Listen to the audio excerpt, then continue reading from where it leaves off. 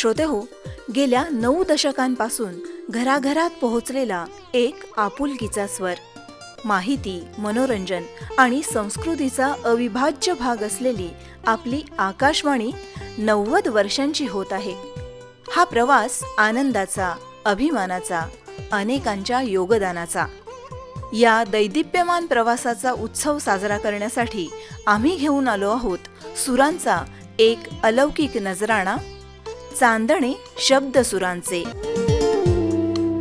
शुक्र तारा मंद वारा, जयोस्तुते नकोस नौके परत फिरोग, या आणि अशा आकाशवाणीद्वारा निर्मित अनेक लोकप्रिय गीतांचा आस्वाद घेण्यासाठी आपण सादर निमंत्रित आहात.